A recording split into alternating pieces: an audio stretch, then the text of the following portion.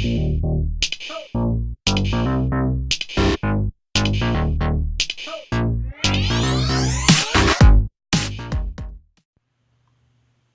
and love, fam. Welcome to the channel. It's your boy Monte. You know who I am, you know what I do, and you know how I get down. Now, for those of you who are new, that's an intro that I bring into the situation. Thank you for coming. Hopefully you'll find what it is that I'm presenting to be beneficial to you, and hopefully you'll subscribe, give a thumbs up, and maybe even share. For those of you who have been riding with me, I'm appreciative for all the support that you continue to show me, and I thank you for that support. I'm extremely appreciative. Now let's get into what it is we want to talk about. Again, guys, I want you guys not to get emotional. I want you to think rationally, and I want you to think logically, and I want you to ride with me on this, because you can't dispute it if you're not caught up in your emotions. All right, here you go. The psychological unmasking of the African American. Now, what am I trying to display right here? What I'm trying to say is that the African American and any slave, descendant of any slave people anywhere in this Western Hemisphere or in the world, has a psychological unmasking that has been done to their identity. And I want to go ahead and I want to express and explain to you what it is that I'm attempting to share. So let's get into what it is that we're talking about.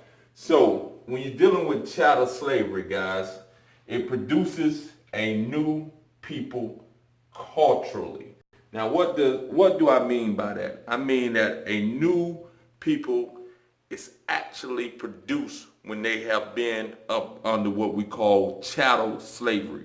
This is the total taking of everything that is culturally connected to that people. When you are under a chattel slave and you are owned and everything is taken from you as far as your cultural reality is concerned and your ancestral cultural reality. Now let's deal with what I want to talk about. Now we're dealing with genetically African. So the African American is still genetically African. So he's from the African continent within his DNA, in her DNA. This is where that originated at. The DNA is African, just like I said.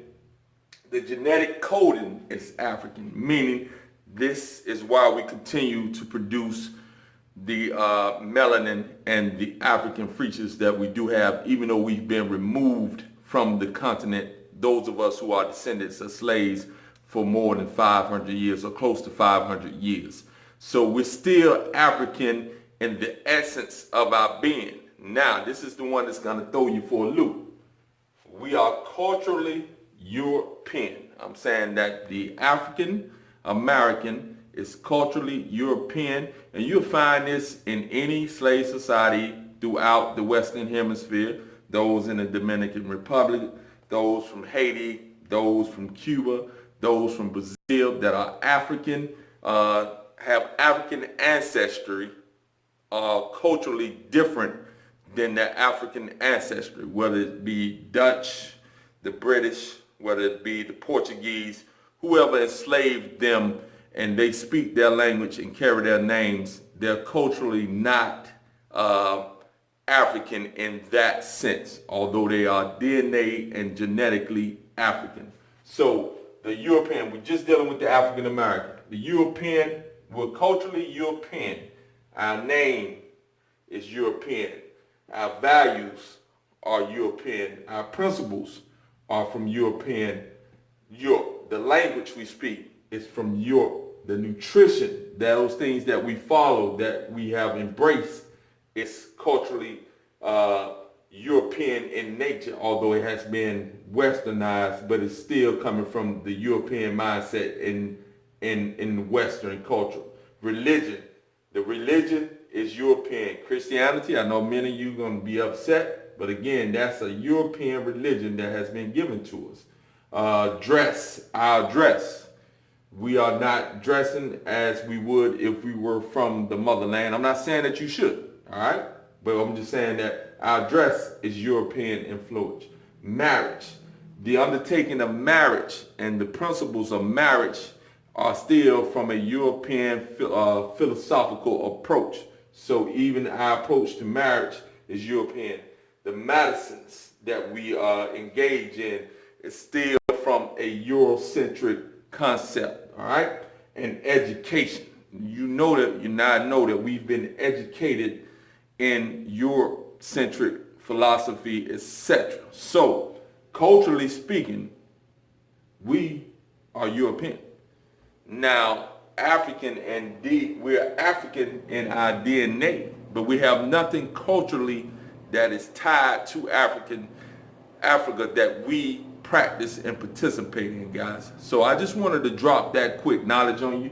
Leave your comments in the bottom. Again, it's open for debate, but you'll be hard pressed to challenge me on this and tell me that I'm wrong. So at the end of the day, guys, we are definitely European culturally, because all those things that we have derived and were birthed into were Eurocentric dominant, and whatever subcultures that we may have made out of it still came from a European approach, because again, we speak the language, we wear the name, and we was educated into that. All right.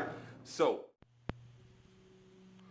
to sum it up, fam, basically what I'm saying is that our unique and distinct existence as being descendants of slaves has left us in a position where we're neither fully African in the terms of our cultural knowledge and understanding. We have no knowledge and understanding of that unless we go back and we actually visit and actually study it. We don't have the innate knowledge of that. That has been stripped away due to our Eurocentric upbringing up under the chattel slavery that our ancestors who were brought here went through. All right. So basically, we are what I have termed a new people in a sense. Again, we're not European in our DNA or genetic coding, but we are culturally European with the name, with the language, with the values, with the principles, with the education, etc.